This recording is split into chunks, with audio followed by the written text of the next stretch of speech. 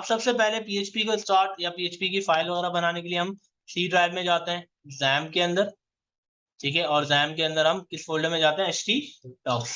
Local server के अंदर ये htdocs के नाम से फोल्डर बना होता है, ठीक है। इसके अंदर हम बेसिकली जो है वो सेव वगैरह करते हैं फाइल्स वगैरह। और लाइव अगर सर्वर है उसमें पब्लिक अंडरस्कोर html के नाम से फोल्डर होता है। इस नाम से होता है पब्लिक अंडरस्कोर html के नाम से। तो यहाँ पर मैं राइट क्लिक करके एक न्यू फोल्डर क्रिएट कर लेता हूँ और फोल्डर का नाम हम लिखेंगे माई फर्स्ट PHP, ठीक है। ये मैंने माई फर्स्ट PHP इसका नाम रख दिया और इसको मैं ओपन कर लेता हूँ cmd करके कोड स्पेस डॉट करके VS कोड में। और यहाँ पर मैं एक फाइल बना लेता हूँ। अच्छा, PHP की फाइल हमेशा .php एक्सटेंशन से रिप्रेजेंट होती है और वही सेम इंडेक्स फर्स्ट पेज का नाम होता है, ठीक है। जैसे index.html हम बेसिकली जब रख रहे हैं तो यहाँ पर भी आपके पास index.php रखेंगे, इंटर करेंगे तो आपके पास ये PHP सिंपल यहाँ पर ओपन हो जाएगा। अच्छा, इसमें हम सबसे कॉमन वर्क हम ये करेंगे कि मैं यहाँ PHP का सिंटेक्स लिखूंगा, ठीक है। जैसे रूट टैग हम नॉर्मली PHP स्टार्ट और एंड कैसे होता है, नॉर्मली हम PHP HTML में हम HTML का टैग देते हैं, ओपन क्लोज करते हैं, यही काम करते हैं। यहाँ पर हम PHP ओपन करेंगे, PHP ओपन करने का तरीका लेस देन क्वेश्चन मार्क और उसके अलावा PHP लिखते हैं और इंटर करके आप क्वेश्चन मार्क और लेस देन देंगे तो ये आपके पास PHP ओपन और PHP क्लोज होगा, ठीक है। अब इसके दरमियान में आप जो भी चीज लिखोगे वो क्या कहलाएगी, PHP। अगर यहाँ मैं कोई H1 का टैग दूंगा ना तो ये मुझे एरर दे देगा। देखो एरर डायरेक्टली इसने दे दिया।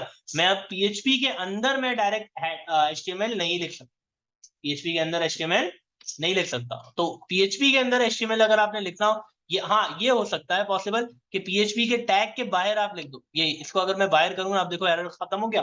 मतलब मैं बाहर H1 लिख सकता हूँ लेकिन अंदर मैं H1 नहीं लिख सकता। तो इस चीज को सही करने के लिए आप एको यूज करते हैं। एको हम प्रिंट करने के लिए यूज होता है। अगर मुझे H1 का टैग ही चाहिए तो डबल कोट्स हम देंगे और यहाँ टर्मिनेटर साइन देंगे। अच्छा, ये भी बहुत एक कॉमन एरर होता है PHP के अंदर, अगर आप ये टर्मिनेटर साइन नहीं देते ना, फॉर एग्जांपल मैंने टर्मिनेटर साइन नहीं दिया और दोबारा एको करवा दिया, ठीक है।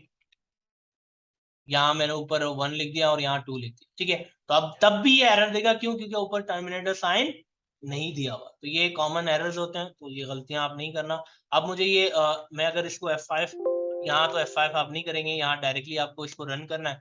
तो रन करने का तरीकाकार बहुत आसान है। पहले आप लिखोगे लोकल होस्ट और पोर्ट हमारा क्या था, 88, तो कॉलन 88 लिखोगे, ठीक है। और उसके बाद फॉरवर्ड स्लैश करके अपने फोल्डर का नाम, तो htdocs के अंदर हमने क्या नाम रखा था फोल्डर का, माई फर्स्ट PHP नाम रखा था। मैं जैसे ही इंटर करूंगा तो यहाँ माई फर्स्ट PHP के अंदर ये देखो एक एरर, इसने नॉट फाउंड का एरर दे दिया। पहले चेक कर लेते हैं कि हमने कोई गलती की है या नहीं। हाँ, हमने एक गलती इसलिए की है, यहाँ देखो लोकल डिस्क सी के अंदर देखो जैम्प का फोल्डर है और ZAMP2 के नाम से फोल्डर है। तो ये मे बी किसी ने ZAMP ना अनइंस्टॉल कर दिया होगा और ZAMP2 इंस्टॉल कर दिया। ये एक हो सकता है क्योंकि इस कंप्यूटर के अंदर शायद कोई इशू होगा। तो हम क्या करेंगे, ये जो हमारा माई फर्स्ट PHP वाला प्रोजेक्ट है तो हम कॉपी कर लेते हैं और इसे हम पेस्ट कहाँ करेंगे, अपने दूसरे वाले फोल्डर के अंदर ZAMP2 के अंदर। यहाँ पर जाएंगे htdocs के अंदर जाएंगे और यहाँ पेस्ट कर लेंगे, ठीक है। हो गया। अब देखना जैसे ही मैं यहाँ रिलोड करूंगा तो एरर आपके पास नहीं आएगा। देखो आ गया 1 2 प्रिंट हो गया। तो अब एरर क्यों नहीं आया, क्योंकि ये पहले जो इंस्टॉल हुआ था जैम्प वो जैम्प में था, अभी उन्होंने वो रिमूव कर दिया होगा तो दूसरे इसने इंस्टॉल किसमें किया, ZAMP2 के अंदर। मतलब ZAMP2 के नाम से अलग फोल्डर बना के इन्होंने सेव किया, मतलब डबल इंस्टॉलेशन की है, ठीक है। तो इस वजह से हम यहाँ पर इसको अलग फोल्डर में रखेंगे। अच्छा, अब ये हमने यहाँ लिख दिया। अब मैं चाहता हूँ ये जो बेसिकली जो है हेडिंग है ना ये वाला, इनको मैं H1 के टैग के अंदर लिखूं। कहाँ लिखूं, H1 के टैग के अंदर। तो इसके लिए हम यहाँ क्या करेंगे, पहले H1 का टैग यहाँ ओपन करूंगा मैं इसके स्टार्ट में, ठीक है। और यहाँ पर H1 के टैग को, अच्छा ये सब आपने डबल कोट्स के अंदर ही रखना हो, तभी आप इसके अंदर HTML लिख सकते हैं, अदरवाइज नहीं। जैसे मैंने रिलोड किया इसको, ठीक है, और यहाँ मैं 5 कर लेता हूँ सेव।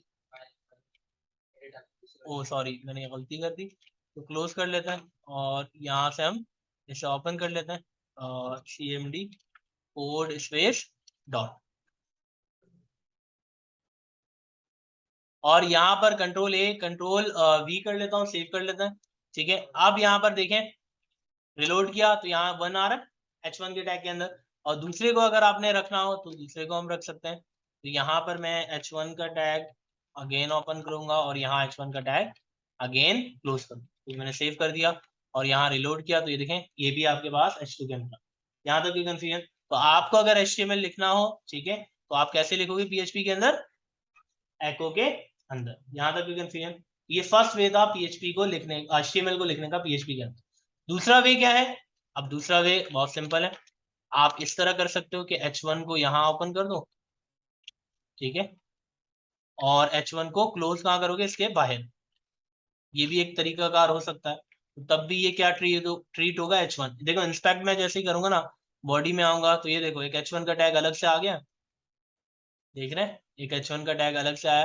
तो इस तरह भी, अच्छा इस तरह भी हो सकता है। इसको अगर मैं हटाऊं, यहाँ ना मैं इस तरह एको करूंगा, एको डबल कोट्स, और यहाँ मैं H1 ओपन करूंगा, या बल्कि यहाँ सेंटर का टैग दे दें। कौन सा टैग देंगे, सेंटर। और सबसे आखिर में आएंगे, अगेन एको करेंगे, और यहाँ पर मैं क्या कर दूंगा, सेंटर के टैग को क्लोज, ठीक है। तो अब ये भी सेंटर में कर देगा, देखो सेंटर में हो गया सब क्लियर। तो आपके पास ये सिंपल इस तरीके से भी बेसिकली जो है वो ये ट्रीट हो रहा होता है, और इस तरीके से भी आप बेसिकली जो है वो कर सकते हैं। यहाँ तक कोई कंफ्यूजन, क्लियर होगी बात? यहाँ तक कोई सवाल? तो ये हम नॉर्मली एको किस लिए करते हैं,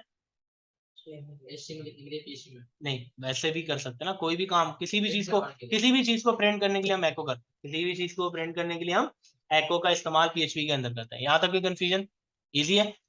अच्छा, अब पीएचपी के अंदर हम बेसिकली जो है वो हम कमेंट कैसे कर सकते हैं, ठीक है।